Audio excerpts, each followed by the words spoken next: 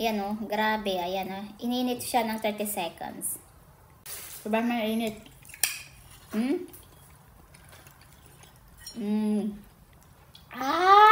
Hello mga kaltong bahay. So for today's video, yung una kong sasabihin, ako kung hindi original ang inyong ngipin, kung mayroong braces or position, ako mag-ingat-ingat pag kayo kumain ng ganito. Baka pati yung inyong ngipin or braces ay inyong malunok.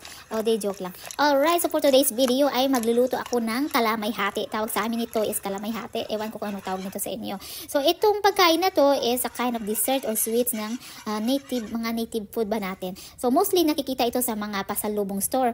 So one time ay nakita ako nito na pasalubong ng aking friend galing Bohol. Tawag nila dito is kalamay, which is nakalagay siya sa bagol ng niyog, yung dry na niyog, or ewan ko kung anong tawag niya sa inyo, hindi ko masabi. Sa amin tinatawag naming paya. Ayan. So ayan, pinaghalo ko na yung mga ingredients. Yung ginamit natin dito is yung glutinous rice flour, coconut milk, and then yung gamit ko dito is mascovado sugar. Pwede na rin kayo gumamit kahit anong klaseng sugar dyan, kung ano lang yung available kung gusto nyong magluto. But actually ito, madalas ito niluluto namin nung sa mga probinsya pagka halimbawa fiesta or may mga salo-salo sa pamilya. Occasionally lang, alam mo kung bakit occasionally lang ito niluluto. Nako, kailangan talaga nito maskulado ka magluto kasi nga ang sakit sa braso nito, ang tagal ng paghahalo. Lalo na pagka hinahalo mo siya is ang kunat-kunat niya, and then parang naghalo ka ng bubble gum.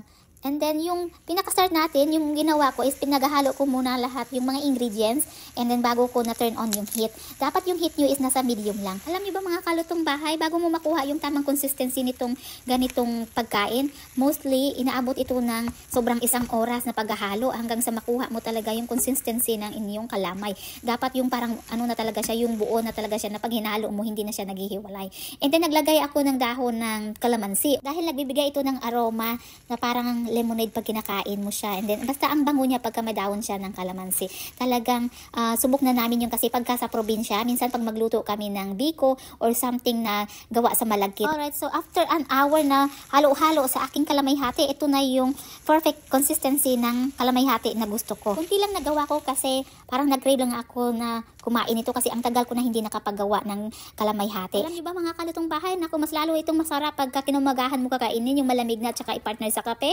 Ay nako, talagang ramdam na ramdam mo talaga yung sarap kahit pagod na pagod ka sa kakahalo. So ayan, natitikman ko ng aking kalamay hati. Actually kanina ko pa ito titikman habang naghahalo ako kasi nga tinatansya ko yung sugar. Ayaw ko rin na matamis, ayaw ko rin ng matabang.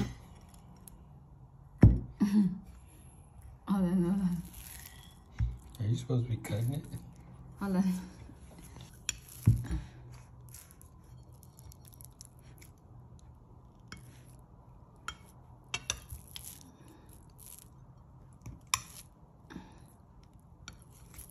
Oh shit.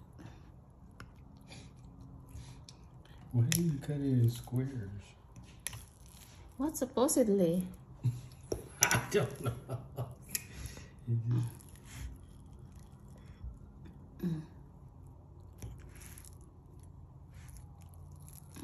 See, you know what I would have did?